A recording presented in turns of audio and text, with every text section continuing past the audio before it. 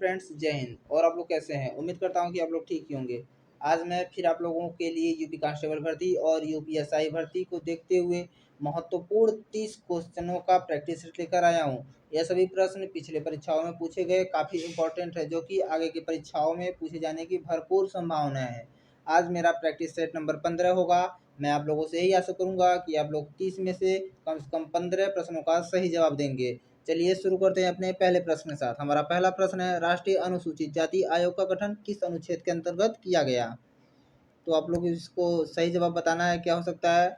मैं आप लोगों को 10 सेकेंड का समय दिया हूँ, जो कि आप सही जवाब ढूंढ सकते हैं। तो बताइए इसका सही जवाब क्या हो जाएगा? तो इसका सही आंसर हो जाएगा ऑप्शन नंबर ए, अनुच्छेद 383।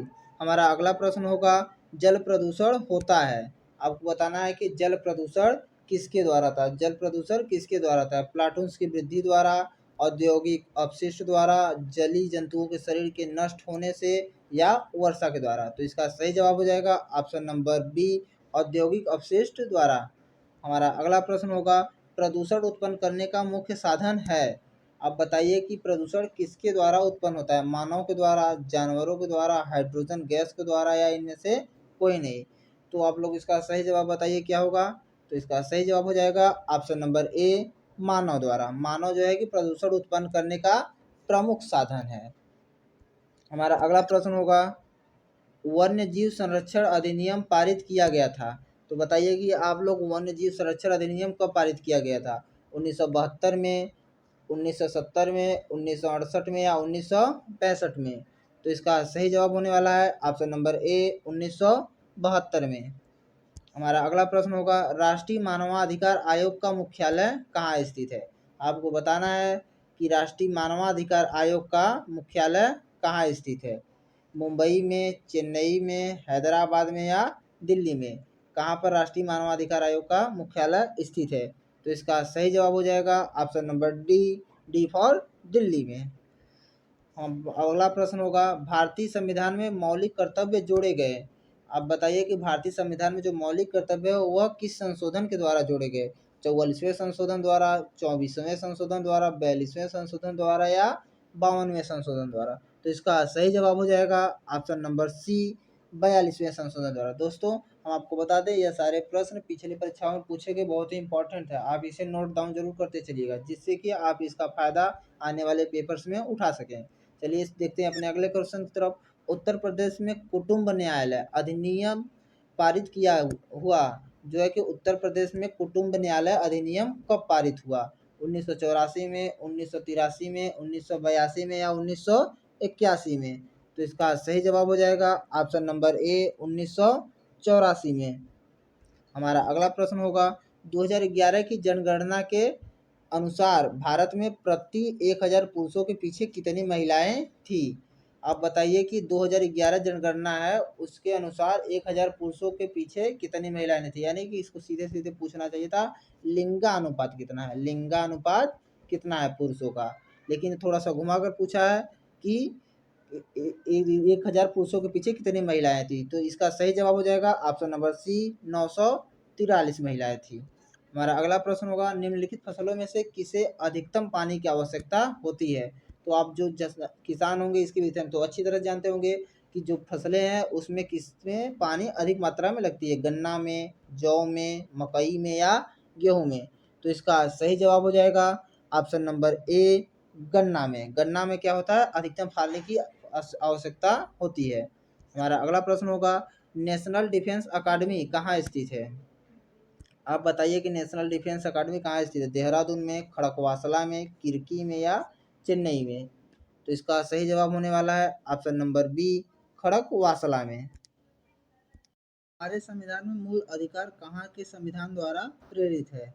आप लोग बताइए कि जो हमारे संविधान में मूल अधिकार है वो कहाँ के संविधान द्वारा प्रेरित है? संयुक्त राज्य अमेरिका, यूनाइटेड किंगडम, स्विट्जरलैंड, या कनाडा? तो इसका सही जवाब हो जाएगा ऑप्शन नंबर ए, संयुक्त राज्य अमेरिका। हमारे जो संविधान में मूल अधिकार है वह संयुक्त राज्य अमेरिका के संविधान द्वारा प्रेरित है। हमारा अगला प्रश्न होगा, निम्न में से किस यात्री ने भारत की यात्रा गुप्त काल में की थी? यानी कि जो कौन सा यात्री था जो कि भारत में गुप्त काल में आया था? Hiuen Tsang, Fahien, Marco Polo या निकोलो कॉन्टी। तो इसका सही जवाब हो जाएगा option number B Fahien. Fahien जो है कि गुप्त काल में आया था। किस काल में आया था? गुप्त काल में भारत आया था। हमारा अगला प्रश्न होगा, आधुनिक भारत में स्थानीय स्वशासन का जनक किसे माना जाता है? आप लोग बताइए कि जो आधुनिक भारत है, वर्तमान भारत, इसमें स्थानीय स्वशासन का जनक किसे माना जाता है? लॉर्ड रिपन को, लॉर्ड मेयो को, लॉर्ड लिटन को या लॉर्ड कर्नज को? तो इसका सही जवाब हो जाएगा option number A Lord Ripon को। हमारा अगला सवाल होगा, आर्यभट्ट और वराहमिहिर कौन? आर्यभट्ट और वराहमिहिर किस युग के साथ संबंधित है? आर्यभट्ट और वराहमिहिर किस युग के साथ संबंधित है? गुप्त वंश, कुषाण वंश, मौर्य वंश या पल्लव वंश? तो इसका सही जवाब आप लोग बताइए क्या होगा? इसका सही जवाब हो जाएगा ऑप्शन नंबर ए गुप्त वंश। आर्यभट्ट और वराहमिहिर किस युग से हैं? गुप्त वंश से हैं। हमारा अगला प्रश्न होगा, निम्नलिखित में से शिवाजी के धार्मिक गुरु कौन थे? आपको बताइए कि धार्मिक गुरु शिवाजी के जो है कि धार्मिक गुरु कौन थे? तुकाराम, रामदास, एकनाथ या ज्ञानदेव? तो आप लोग इसका सही जवाब बताइए क्या होगा? इसका सही जवाब हो जाएगा option number B Ramdas. Ramdas जो है कि शिवाजी के धार्मिक गुरु थे। हमारा अगला प्रश्न होगा, बारदोली सत्याग्रह के बाद वल्लभ भाई पटेल को सरदार की उपाधि किसकी? सरदार की उपाधि किसने दी थी? आप लोग बताइए कि जो बारदोली सत्याग्रह था उसके बाद सरदार की उपाधि वल्लभ भाई पटेल जी को किसने दी थी? जवाहरलाल नेहरू ने, मोतीलाल नेहरू ने, महात्मा गांधी ने या मौलाना अबुल कलाम आज़ाद ने? तो इसका सही जवाब हो जाएगा ऑप्शन नंबर सी महात्मा गांधी। महात्मा गांधी जी ने पंडित वल्लभ भाई पटेल को सरदार की उपाधि दी थी। हमारा अगला प्रश्न हो जाएगा, सती प्रथा का उन्मूलन किसने किया था? यानी आपको बताइए कि सती प्रथा जो है उसका उन्मूलन यानी खात्मा किसने किया था? लॉर्ड रिपर ने, वारेन हेस्टिंग ने, लॉर्ड कॉर्नवालिस ने या विलियम बेटिंग ने? तो इसका सही जवाब हो जाएगा option number D William Bentinck ने। विलियम बेटिंग ने क्या किया था? सती प्रथा का उन्मूलन किया था। हमारा अगला प्रश्न होगा, रुपया नामक सिक्का पहली बार किसने जारी किया था? आपको बताना है कि रुपया नामक सिक्का पहली बार किसने जारी किया था? अलाउद्दीन खिलजी, मोहम्मद शाह तुगलक, शेरशाह सूरी या अकबर ने? तो इसका सही जवाब हो जाएगा option number C Sher Shah Suri. Sher Shah Suri ने क्या किया था? रुपया नामक पहली बार सिक्का जारी किया था। हमारा अगला प्रश्न होगा, मोहनदास करमचंद गांधी को महात्मा किसने कहा? यानी कि गांधी जी को महात्मा पहली बार किसने कहा था? बाल गंगाधर तिलक, मोतीलाल नेहरू, जवाहरलाल नेहरू या रविंद्रनाथ टैगोर? कौन कहा था? तो इसका सही जवाब हो जाएगा option number D Rabindranath Tagore ने क्या किया था? महात्मा गांधी को पहली बार महात्मा कहा था। हमारा अगला प्रश्न होगा, मोहम्मद एंग्लो ओरिएंटल कॉलेज बाद में बन गया, यानी कि जो था मोहम्मद एंग्लो ओरिएंटल कॉलेज वो बाद में क्या बन गया? उस्मानिया विश्वविद्यालय, जामिया मिलिया मुस्लिम विश्वविद्यालय या बरकत उल्ला मुस्लिम विश्वविद्यालय या अलीगढ़ मुस्लिम विश्वविद्यालय? यानी कि मोहम्मद एंग्लो ओरिएंटल कॉलेज बाद में किस नाम से प्रसिद्ध हुआ? तो इसका सही जवाब हो जाएगा ऑप्शन नंबर डी अलीगढ़ मुस्लिम विश्वविद्यालय। हमारा अगला प्रश्न होगा, भारतीय राष्ट्रीय कांग्रेस ने अपने किस अधिवेशन में पूर्ण स्वराज किसका? पूर्ण स्वराज को अपना लक्ष्य रखा था? बताइए, लखनऊ 1916 में, लाहौर अधिवेशन 1929 में, त्रिपुरा 1939 में या लाहौर 1940 में? तो इसका सही जवाब हो जाएगा ऑप्शन नंबर बी लाहौर अधिवेशन 1929 में। क्या हुआ था? भारतीय राष्ट्रीय कांग्रेस ने पूर्ण स्वराज का अपना लक्ष्य रखा है। हमारा अगला प्रश्न होगा, नाथपा झाकरी विद्युत परियोजना कौन सा? नाथपा झाकरी विद्युत परियोजना कहाँ स्थित है?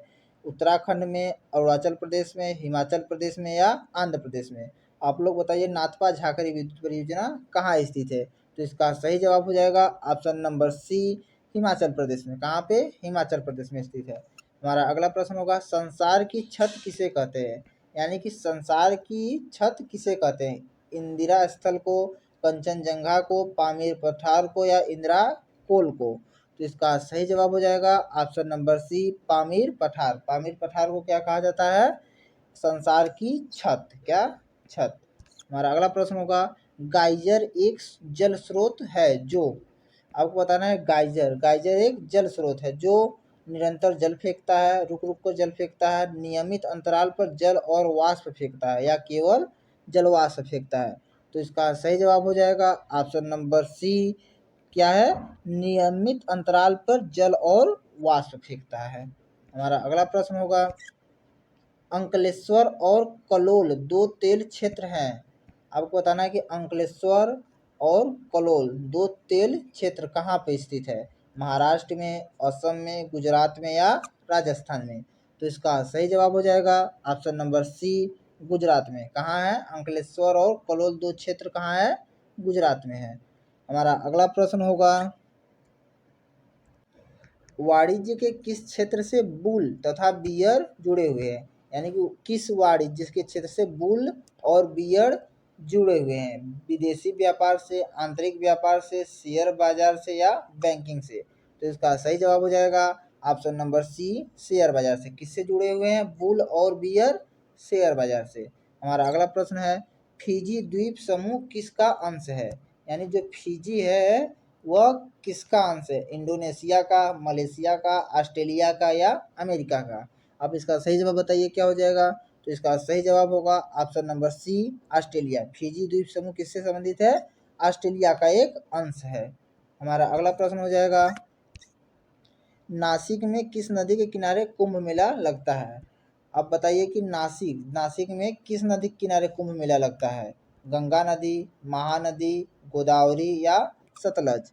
तो इसका आप लोग सही जवाब बताइए क्या होगा। इसका सही जवाब हो जाएगा option number C, Godavari. Nashik में गोदावरी नदी के तट पे कुंभ मेला लगता है। हमारा अगला क्वेश्चन होगा, घेघा रोग किसकी कमी से होता है, क्लोरीन की कमी से होता है, किसकी, क्लोरीन के या लोहे के, आयोडीन के या कैल्शियम के। अब लोग बताइए घेघा रोग किसकी कमी से होता है। तो घेघा रोग किसकी कमी से होने वाला है, आयोडीन की कमी से। किसकी, आयोडीन की। हमारा अगला और अंतिम क्वेश्चन होगा, बटरफ्लाई किससे संबंधित है, बटरफ्लाई का संबंध किससे है, क्रिकेट से है, घोड़दौड़, निशानेबाजी या तैराकी। इसका क्या सही जवाब होगा आप लोग बताइए। तो इसका सही जवाब हो जाएगा ऑप्शन नंबर डी, तैराकी। जो बटरफ्लाई है वह तैराकी से संबंधित है। आप लोग बताइएगा कि दोस्तों 25 में 30 में से आपने कितने क्वेश्चन सही किए और हमारे प्रश्न कैसे थे। देखने के लिए धन्यवाद। मिलते हैं फिर अगले वीडियो में कुछ नए क्वेश्चन के साथ।